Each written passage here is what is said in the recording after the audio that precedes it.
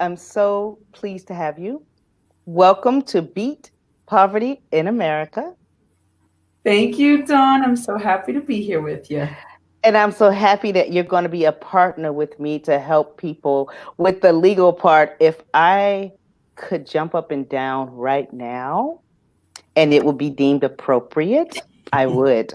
But since it's not, I'm going to keep all of my joy inside and smile a lot. The feeling's mutual.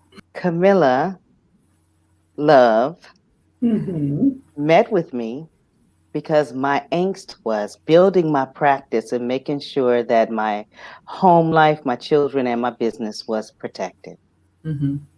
And when you met with me and we went through the entire process of a tree, we killed at least one.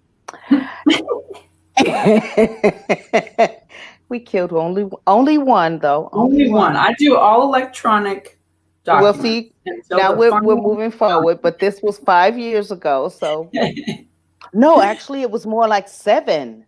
It was like 2014. Yeah, probably about 6 years ago. And we went through and you asked me all these questions. I had never thought, I thought about them, but I hadn't thought about them in depth as to what did I need to do to protect my clients and myself and my family. Should anything happen, what is that process? And you came in and we wrote out a live-in trust, Mm-hmm. which I love my little brown binder. Yes, it goes with me everywhere. And it made me feel, honestly, it really made me feel like I had taken responsibility, not just for me, but for my clients and for my family and for all of the people that are impacted by me being in their life. Mm-hmm. And you walked me through it. It was such a beautiful journey. And people to this day ask me how much it cost, and I'm gonna be honest, I couldn't tell them.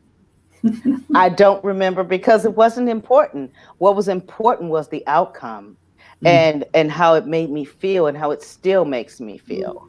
And it's 6 years later and I feel so taken care of. So without further ado, I would love for you to tell us what's new. Thank you. What a glowing introduction. Thank you. It's really special to me to hear that because that is what I care about. I care that my clients feel a sense of accomplishment and peace of mind after they complete their custom estate plan with me. I'm an estate planning lawyer. In addition to estate planning, I do trust administration and probates. I met Dawn when she needed an estate plan. And like her story said, we created a custom estate plan for her with a living trust and went through all the important questions. There's 2 major considerations. It's what happens if you're alive but incapacitated, and what happens after you die. So like Dawn said, we went through a lot of important questions and dealt with the future of her business and her family and her children and her healthcare and all of that. So when Dawn met me, I was running a solo practice called Integrate Legacy Law, which I started in our favorite city of Oakland, California. And I did that for about 6 years until got a wonderful opportunity to merge my law firm with another firm, Driscoll, Reynard, here in San Diego. So I moved to San Diego a couple of years ago, expanded my business to operate in both Northern California and Southern California. And then I was looking to create a team and create a larger group to serve clients even better with more resources and more expertise and more teamwork. So I had a wonderful opportunity to join this firm and just joined them as of October 1st. So if I'm allowed to share my screen here, this is Driscoll Reynard, and we're based in San Diego. We have an office in San Diego and in Irvine. And here I am, the recent addition to the firm.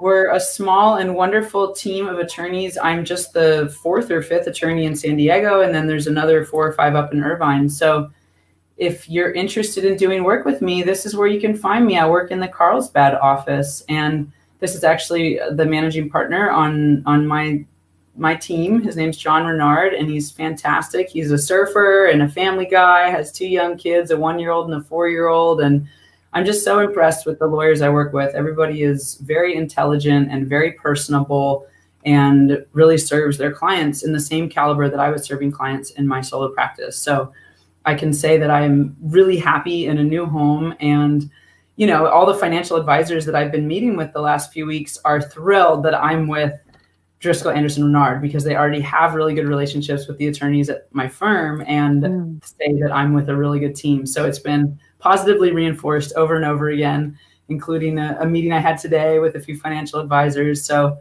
I know that I'm in a good home and really excited to be able to serve clients even better than I could on my own. Well, and that's the wonderful thing about what we do. To beat poverty in America, it takes a village. We all need each other. We have intricate pieces of what's necessary to make a family whole. And I am so excited about the work that you do, your integrity, the depth that you work with a client to really help them understand what it is that they need and why. That is so critical because most families don't have the opportunity to be introduced to an integral attorney. Thank you. Thank you. That's really important for me to hear because that's another one of the qualities of myself that I pride myself in. Believe me, I know attorneys get a bad rap. No one needs to tell me that. And I am an attorney who really believes in authenticity and transparency and communication and honesty. And I bring all of that to my work. And my clients know it. They feel it and they reflect that back to me. They know that I'm accessible and down to earth and very human as well as very professional. And I know they appreciate that. So thanks, Dawnn. You're very welcome. And our prior conversation, there's one specific company, Forrester's Financial. They're a fraternal company that focuses on the family. And I just love the relationship that I have with them because I know that all of my clients that have that particular carrier, no matter what happens, they'll be taken care of. They have access to attorney paperwork, but I'd like them to have access to the paperwork as well as an attorney so that they can put the two together and feel confident in what they're doing. So the attorney or the legal piece of the pie, I want my clients to really understand what that service is. And I forwarded you that information, and I'd love for you to just share about what that information looks like for you when I introduce a client to you. Absolutely. So what Miss Hills is talking about is, I'll just share my screen again here. Law Assure is one of the benefits that comes with Forrester's. And Law Assure will give you this online document preparation service that will help you prepare these three things. So wills, powers of attorney, and healthcare directives. And note that there's no trust here in this list. So I'll tell you, there are a lot of online document preparation services out there. Something like LegalZoom might be akin to Law Assure. And they work well for very basic, straightforward family structures and goals and priorities. So if you're what we might consider sort of your average cookie cutter American family, you've been married once, you have one or two kids, maybe three, you want everything to be given to your kids in 2 equal shares or 3 equal shares. Something like this might work great for you. I will caution you, though, if you're a blended family, if you're in a second marriage or a third marriage, if you have stepchildren, if you have adopted children, may or may not be a challenging factor as far as your distribution plan. Depends on if you've legally adopted them or not and in what state. There's different state regulations. But long story short, if your family looks anything other than very straightforward and very simple, you will want to consult with an attorney in addition to doing some type of online preparation service. Because unfortunately, when there's more complex family situations, what we notice, the lawyers in my field, is that people come to us with these online documents and they're not set up in a legally sound way, or they don't achieve the objectives the client actually wants. And the client doesn't know that because they just did their little online document preparation. They didn't consult an attorney. So Dawnn is very, very, very smart to have me on the show and to recommend that the people that are using Law Assure also get an additional consultation with me or another trust and estates attorney so we can review those documents. And, in a simple case, we'll say, yeah, good job. You got free online documents as part of your benefit and they will work for you.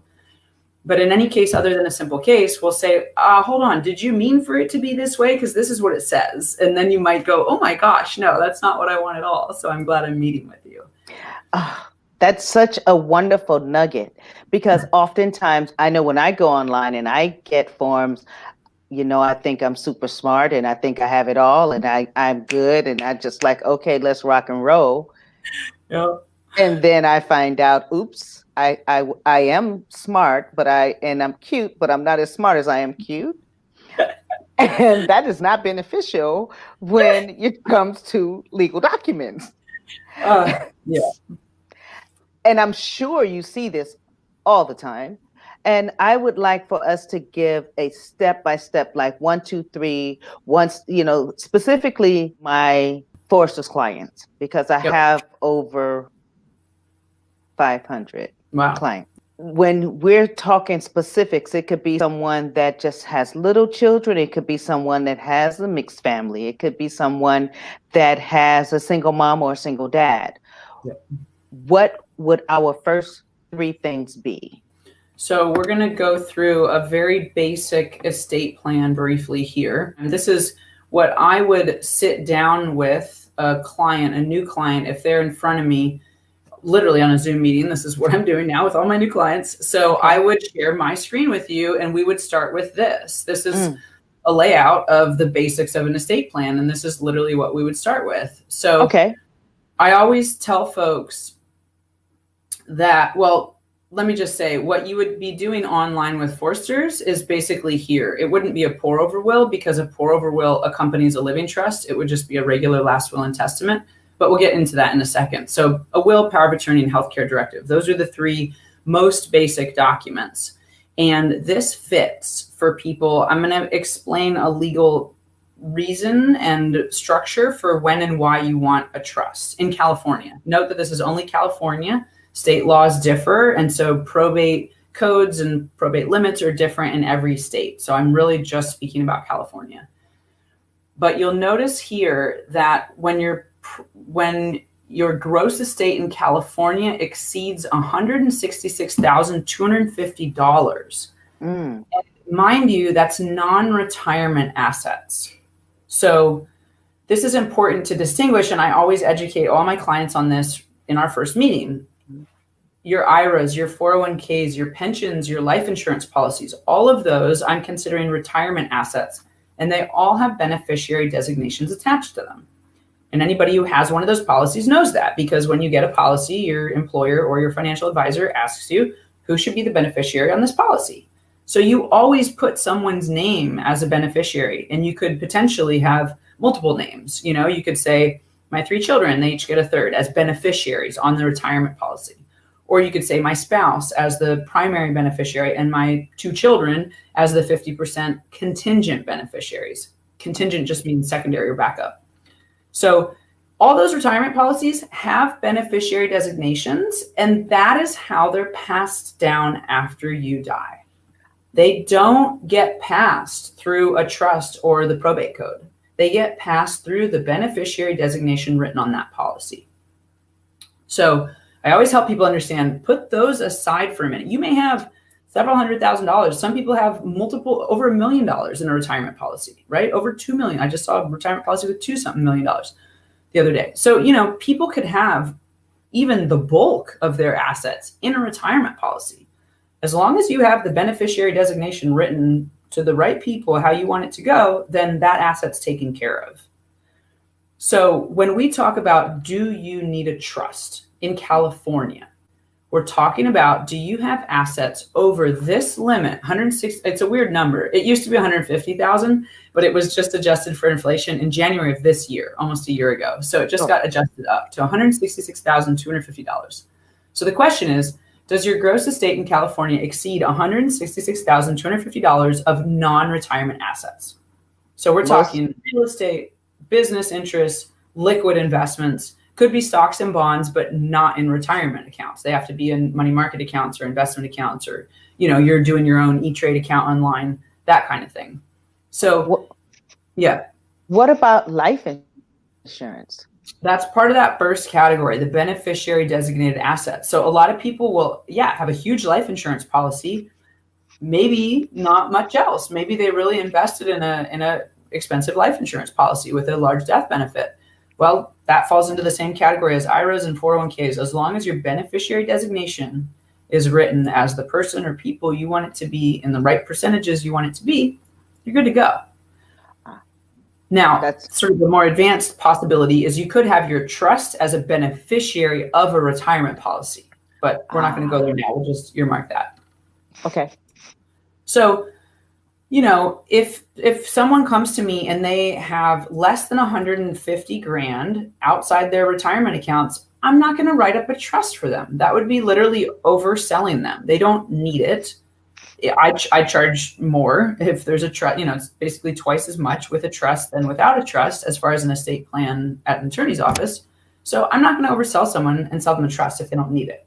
Okay. I am talking, however, to pretty much every homeowner in California. They need trusts, right? I mean, it's hard to find a property worth less, a home worth less than 166 grand, at least in urban metropolitan parts of California. There are properties worth less than 160 grand out in the boondocks of California. But, you know, most of the people I'm meeting with in San Diego or LA or San Francisco Bay Area are sitting on homes worth at least 500,000 and more like 800 to $1 million, right? So yes. Pretty much right away, the homeowner is someone who it makes sense for them to have a trust in their estate plan because they're over this $166,250 limit, right? Mm-hmm. So sussing out what assets a client has from the beginning is really important just to figure out, is your estate plan going to include a trust or not? Yeah. That's big. That's big. Yeah. That's big. And then I always help them understand, well, what happens if you don't do any estate planning? Because some people don't ever get their documents online or see an estate planning attorney like me.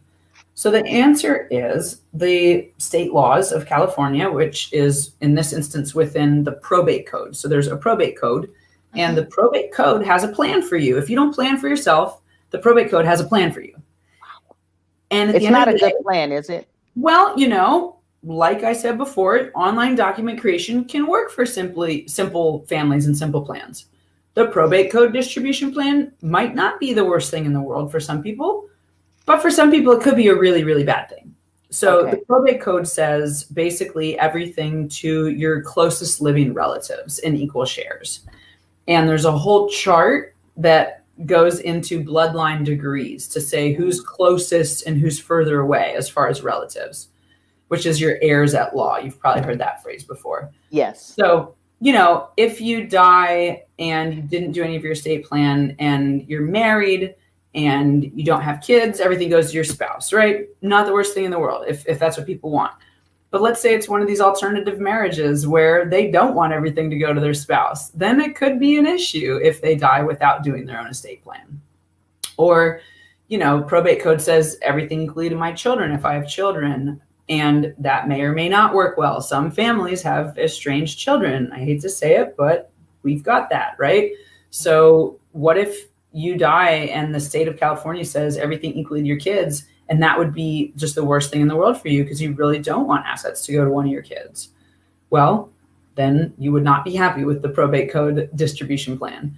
Or, you know, let's say, so parents and children are considered the same blood degree.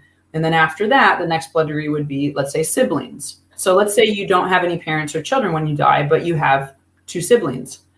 Let's say you love one of them and absolutely despise the other. Well, the probate code is going to give your estate equally to your two siblings. So you get the drift. It's like, it's not the end of the day for some people, but for some people, it's horrendous. Yes. Yeah. And the most important thing that I really want people to take away from this is legacy planning is critical. Yeah. And everything we work for in this life, we want to make sure that it goes where we want it to go. Yeah. And we want to make sure your children are taken care of. I have one child that may be able to take care of themselves and one child that may not be able to take care of themselves, and then another child that can take care of both the children. Well, I don't want everything to fall on one. I want to make sure to delegate the responsibilities as well as the monetary. Mm-hmm. That's right. Yep. Okay. You called it out. So there's kind of two big components of your estate plan. One is who gets assets. Those are your beneficiaries. Just like you have a beneficiary on your retirement policy, your trust or your will have a distribution plan that names who gets what. That's your distribution plan. If you have a trust because your estate's large enough, then the distribution plan's in your trust. If you don't need a trust, you have a will and the distribution plan's in your will. The other realm of setting up your estate plan is who is going to do the work, who's going to have the rights and responsibilities to do the financial and legal management, which is a very distinct category from who are the beneficiaries that will receive the goods. So wow. There can be overlap, right? I am my parents' trustee as well as one of my parents' beneficiaries. There's nothing wrong with that. A lot of families have plans where there is an adult child who's a trustee as well as a beneficiary. But they're very different roles. So if I'm coaching my client to pick people in their life that are going to be good trustees, I tell them two things. One, make sure they're trustworthy. That's obvious. It's in the word, but it's really important. You're going to give that person the keys to your kingdom and say, I trust you with the keys to my kingdom. So all of the financial management abilities you have today, your trustee will have in the future.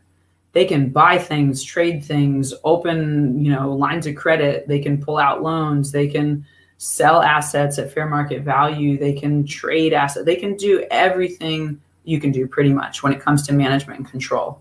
Okay. So just picture that. It's like, wow, do I trust this person to do a full array of financial transactions, right? Okay. So trustworthiness is key. And then the other thing is, are they competent with legal and financial paperwork? You might trust them, but they might have like the messiest office in the world and be, 4 years behind on their taxes and just be terrible with paperwork. Yeah. Well, don't think that they're going to run your life all spick and span when their life is in shambles, because they're going to run your life probably pretty similarly to how they do their life. Right. So that's the other thing. Pick people that are competent with legal and financial paperwork and are organized and, on top of it, because you want someone like that to be your trustee. Okay. And this is extremely informative as I think of the small families, or it's not small, but younger families that I have in my care. And I think about some of the things, like one of my families has 6 children, all under 12. Yeah. And so if anything happened to either of the parents, we would really need to lay that out. Mm-hmm. And another super important part of an estate plan when it comes to minor children. So, parents know this. It's like one of the hardest things to face is who would raise your kids if, God forbid, you pass away or become incompetent before your kids are 18, before they're adults. That's a really challenging question for parents. So that's one of the questions we address, because the guardian nominations are in the will. So if any of my clients have minor children, that is one of the topics that we always talk about, and we always include who are the nominated guardians to take care of your children if something happens to you. And can you make those changes often? Do you make them once a year? Do you review this once a year? How does that review process work? Because families evolve and things happen. Totally. It's a really good question. I recommend people review their estate plan every 5-ish years. You'll hear attorneys say different things every 2 years, every 5 years, every 10 years. But the idea is you want to update your attorney or you want to review your estate plan anytime there's major life changes. So if someone's born, or if someone dies, or if someone becomes, terminally ill, then you might have someone in a position in your estate plan that is going to be removed from that position. So then you may need to address that gap. You may not. It just depends on how your estate plan's set up. I always ask my clients for a minimum of 3 successor trustees. So they say, if I'm not able to continue acting as trustee, I want this person. If this person's not able, I want this person. If both of those people aren't able, I want this person. So that's great, and hopefully that'll last for a long time. But let's say 2 or 3 people are out of the running. I wouldn't be comfortable if I only have one person on my list. I'd want to go make a trust amendment. So you can make an amendment. You can amend your revocable living trust at any time. You can amend it as many times as you want.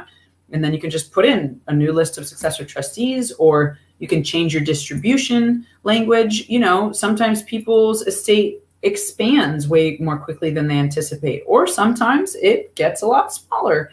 You know, medical care costs are crazy expensive right now, and assisted living is, you know, roughly $5,000 a month in the Bay Area. So you can burn through $60,000 a year right there just in housing costs. And you know, elders are living longer times. It could be 3 to 5 years. That's three to 5 years on average in an assisted living. So that, you know, that's $400,000 or $500,000 right there of liquid needs. And people may or may not have that in their estate. Oh, and that's where I come in. But yes. Make sure that that's not the issue. But the other part of our partnership and working with these clients is to have ongoing education, because of what's the difference between a trust and what's the difference between a will. I get that often, and I'm like, I'm not an attorney, so I wouldn't feel comfortable even speaking to that. So I really want you to differentiate that for the audience, because I think that's a big deal. And people think, oh, I have a will, everything's fine. So the will, we're going to go back to that teaching on the probate limit, which is $166,250, right? Okay. And I said, if you don't do any planning, the state of California has the probate code, which says who gets what when you die.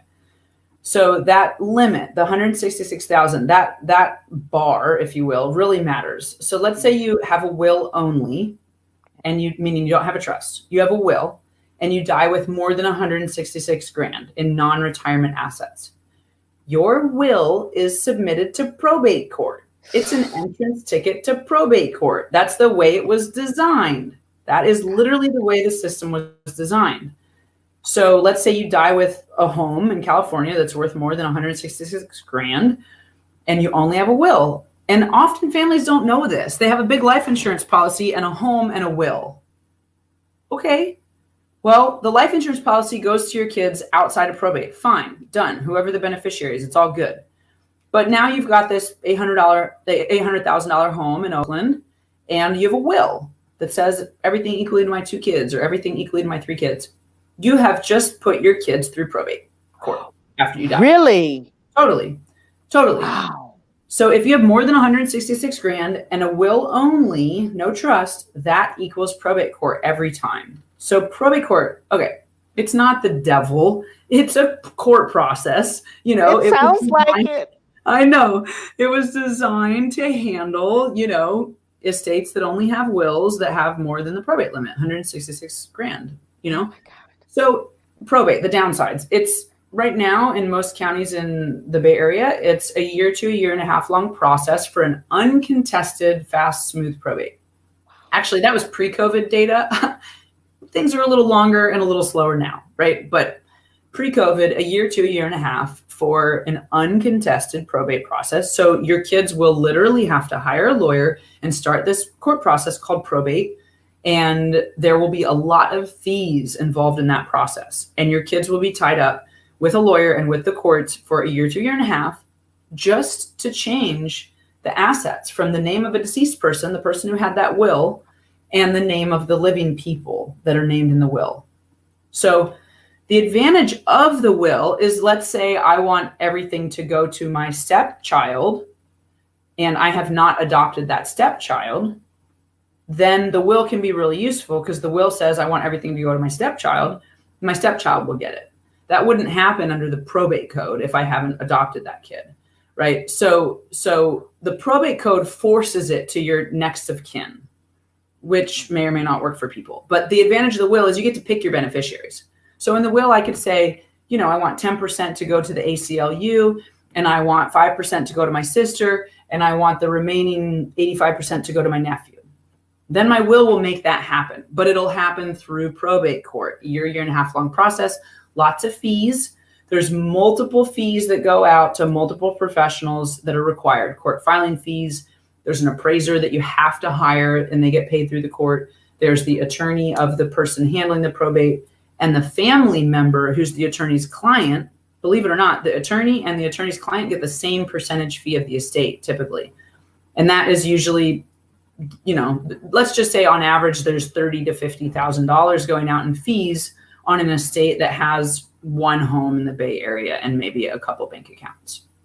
So what would consider like your typical family, you know, not a super wealthy family, just a family that has a home and a couple assets. Probate's expensive, it's lengthy, and it's a public court process. So that will is filed in public court. Not everybody likes that. Not everybody likes their public business being, I mean, literally, I can go online and pull anybody's will up that I want that's a probate case. We can see a gazillion wills that are public documents in probate cases. So those are like the downsides of probate court. Then we get to the option of if you have more than 166 grand, you don't want your kids wasting the time and the money in probate court, then get a trust. It only costs a couple grand now while you're living, and it allows your kids to avoid paying 30 to 50 grand of your estate out later. It's a no-brainer. Okay, that's what I wanted to get to. The pro and the con. So the pro is you pay $2,000 while you're living, or you pay $50,000 to $100,000 after the fact, which is when you with my clients, they have the insurance, all of it gets eaten up in probate. Yeah, it can. All of it. It can. So if they got that, like this is a common probate family in Oakland or Richmond. They've got a life insurance policy, they've got a home, and they've got a will. They never did a trust. Okay. No one taught them. No one educated them that you want to get a trust if you're a homeowner, you know, that a life insurance policy is not actually going to handle everything well for your children. So the life insurance policy, puts a bunch of cash in people's pockets, but then like you said, there's a lot of fees in probate court. So a good chunk of the estate gets eaten up by the probate court fees, and what's left for your children is a lot less than you think. So right now with Driscoll, Anderson, Reynard, the firm I'm with, we charge a flat fee of $4,500 for the full estate plan with a living trust. Okay. We don't do many plans where there's no trust, but it would be about half the cost. So, you know, that's what I'm saying. Like a trust is like an extra couple grand on a basic $2,000 estate plan, but you know, you're putting $4,500 towards planning for your kids not to end up in court, and for a much, you know, 5 to 20 times that amount literally being spent in an avoidable court process. And the operative word there is avoidable. Totally. And I really, really want to stress the opportunity here. Because what we pay, I mean, we spend $5,000 on a vacation. Right. I mean, we do. We spend more than that on a car or on anything that is, it could be whittled away. But this is your life work that we want to protect. And to beat poverty in America, you really have to understand what you have. Oh, I don't have anything. Do you own a home? Yeah. Do you own a car? Yeah. Do you have any real estate? Oh, yes, I have a couple of, you know, properties, but nothing extravagant. Yeah. Okay. Yeah. That is my life. Which is why you're here. It's like, yes. Okay. I don't want to alarm them, but I do want them to understand the gravity of what they have and the fact that they're worth so much more. And the living benefits, say you're living, we want to make sure that property and everything's taken care of, and that everything has, for lack of a better word, you have everything chopped up monetarily wise, so that everything can continue to take care of you. Yep. And then a whole nother area of this conversation that we haven't touched on yet is end of life healthcare. So, right, this is an area where it's really important to do a document, because if you don't have any documents, there is no probate code for healthcare that says what should happen to you when you're in the doctor's hands and you're unable to communicate your healthcare wishes yourself. So, you know, we're only talking a scenario where you have become unable to communicate what you want to the doctors. Right. If that has happened and you haven't done prior proper planning, well, it's doctors making choices for you, and it's whatever family members or spouses that are making choices for you. Yeah, and you don't want that. I have a situation that I've been actually very close to, and it's a sad state. It's a sad affair because the person they're married, but they haven't been together for like 40 years. Yeah, right. Exactly. And that person is the caregiver. Yeah. Yep. Yeah. The healthcare agent, probably not the caregiver, but the healthcare agent. Yes. On the document with the legal rights. Right. That's a perfect Yes. example, right? Some estranged couple that's still married. Who knows why they're still married? There might be a tax advantage or a whatever, people choose what they choose.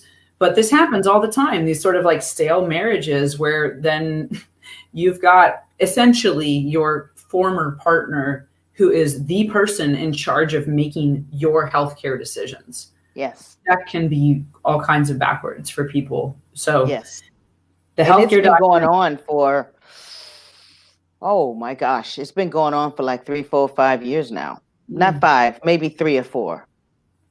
It's heartbreaking. Yeah, it is. And that's why you are so important right now. I mean, I've been waiting for this interview. You know how long I've been waiting for this interview. And I get it. I love you and happy birthday. Thank you, honey. And I am super excited because people will now have an opportunity to work with someone who I trust and who takes care of me. So I'm going to, of course, endorse you, and you do a great job. And I do go to bed at night feeling comfortable, more calm, more peace, knowing that, with COVID and all of the things that we're living with today, that you took care of me before these things happened. And we have an opportunity for our clients to take advantage of the opportunity to meet with you and see, what they can do and not let cost be an issue, because this is your life. And we want to plan for while you're living, because 9 times out of 10, you're not going to die. You're going to live to an age where you're going to need care. You're going to need medical support. You're going to need whatever you need. Yeah. But you need the documents to support your life because you're not yet dead. Not going to die young. I see what you're saying. Yeah. Yeah. Our life expectancy is getting longer and longer. Our healthcare costs are getting more and more. Yes. And more people are suffering from dementia, Alzheimer's, or other dementing diseases, and are unable to communicate with medical personnel. So it's a very real conversation. It's a very challenging conversation. Yes. I bring a lot of heart to it. I bring a lot of care to it. And here's another example of sort of the default basic documents versus what you might get from someone like me. So if you do the sort of online document creation, it's going to be the basic nuts and bolts of what you need in a healthcare directive. It'll say when you want to be on life support and when you don't want to be on life support, if you want to be an organ donor or not, if you want pain medication like morphine, giving informed consent that it could hasten your death. There are a lot of important questions that the basic healthcare directive covers. Then when I was setting up my practice, I thought, wow, I had a partner at the time who was a full-time caregiver for her grandmother. And I was seeing end-of-life caregiving like really front and center. And there's a lot of nuances. Healthcare is not black and white. It's not like if this, then that, if this, then that, which is what the healthcare directive is. And so I realized, wow, we got to dig deeper. We got to find a way to inform the agent, the healthcare agent. So the person you put in charge of doing your medical care decisions, if you're unable to communicate with the doctors, is called your healthcare agent. And I want to give that person the best ability they can to step inside your shoes with your spiritual values, your family values, your emotional values, because those are the things that drive our healthcare making decisions. Yeah. And that's tricky to put on paper. Yeah. So there's a document out there called the 5 Wishes, which you can find online and you can download and fill out. And I decided to take all the content of the 5 Wishes and merge that into my healthcare directives. So every client gets not only the basic healthcare directive, but they get this whole additional document, the 5 Wishes, which addresses things like spiritual beliefs in some sense and family values in some sense. So, I do my best to make it more comprehensive and more holistic and address things like family values, because that's what's really at the heart of it. Yes. And, different lawyers do a better or worse job getting at things like that. I think there's so much more than just the black and white letter of the law. So right. I try to pull out those values as much as I can. Well, I could talk to you about this forever because I trust you implicitly, and you did take care of me when I thought I'm just going to be transparent. I had a life-threatening event, and I thought, oh, my Lord, I need to take care of this, because if anything should happen and all of a sudden I'm no longer, I want to make sure that every client that I've touched is taken care of. I want to make sure my children are taken care of. I want to make sure the property and or business that I own is taken care of. And when I came to talk to you about it, I felt so safe. Mm-hmm. I felt, and I'm not just saying this, but I really felt safe. I felt cared for. I felt heard. And your questions were so, your demeanor with the questions were so applicable to how I was feeling, that I felt safe enough to share with you what it is that I really wanted. And I think it's in alignment with a lot of the work that I do as an insurance professional. People need to feel safe. They need to know that, okay, after our transaction, because it is a transaction, that I can come back to you and you'll still take care of me. And that's why I wanted you specifically on this show. Thank you. I'm full of all kinds of warm fuzzies, and so appreciate hearing that. And I so care about giving clients a feeling of safety and being heard and being understood. And, you know, it's really important to me to create services for folks that need them. And I will discount rates as much as I can to help folks that aren't as well off as some other families. And I really love supporting members of POC communities and queer communities and alternative relationship communities. So, you know, I have a heart that's totally committed to social justice work, and I do restorative justice work in the jails in San Diego County. And, you know, it's important to me to create affordable legal services that are accessible. So when in doubt, reach out to me and I will do my best to meet you where you can meet me and get you taken care of. Well, thank you so much, love. Thank you, love. You so much. Thank you so much. And I want to honor your time, and thank you so much for joining me on this venture to beat poverty in America and help people keep their wealth. I thank you so much for that. And I will bid you adieu to respect our time together. I thank you. I can't wait to see you and give you a big hug.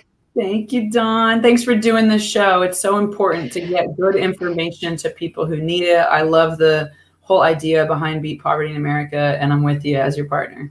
That was today's episode of Beat Poverty in America with Dawnn Hills. Remember, like, share, and subscribe to this video. Dawnn Hills, insurance for your every need.